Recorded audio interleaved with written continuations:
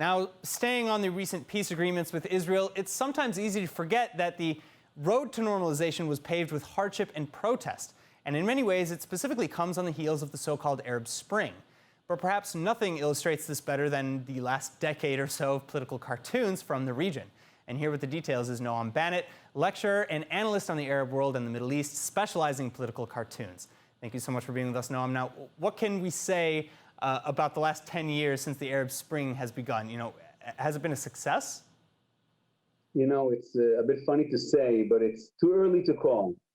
But after we say that, I think when we look at the Middle East and we see what happened, we see Mubarak of Egypt, Gaddafi of Libya, Saleh of Yemen, and more, of course, and how the region changed, we have to say that there's a big change in the Middle East.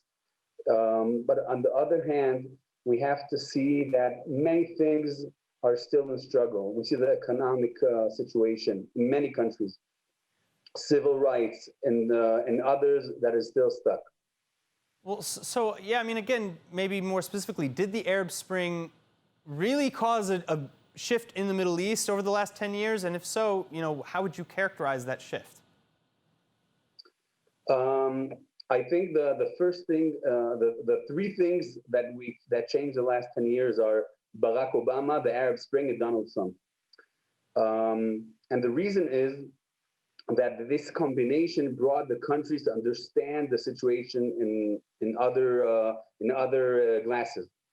I think, first of all, when Obama came with his liberal way and how he looked at the Middle East, and then when he said to Mubarak, his good friend, the first place that Obama went was Cairo, and when he told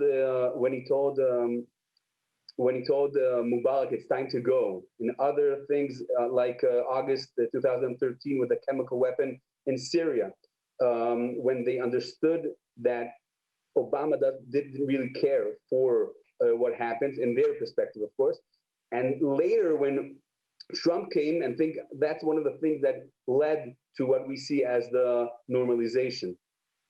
So yeah, could you expand on that a little bit more? So you're saying Obama's maybe rejection or abandonment, so to speak, of the region led to them in turn saying, forget the US, let's go with Israel? No,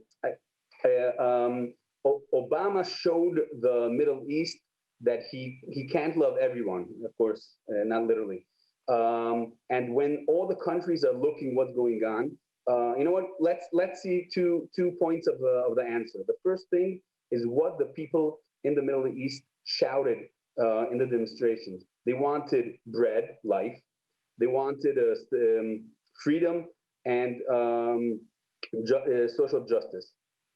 And they didn't speak about one thing. They didn't speak about the Palestinian problem. And the other thing is stability. All over the Middle East, we see what happened in Syria. We see the civil war that we still have in Yemen and Libya. And of course, many other countries. And we see Israel. Many people don't like Benjamin Netanyahu, the Israeli prime minister. And it's okay, of course.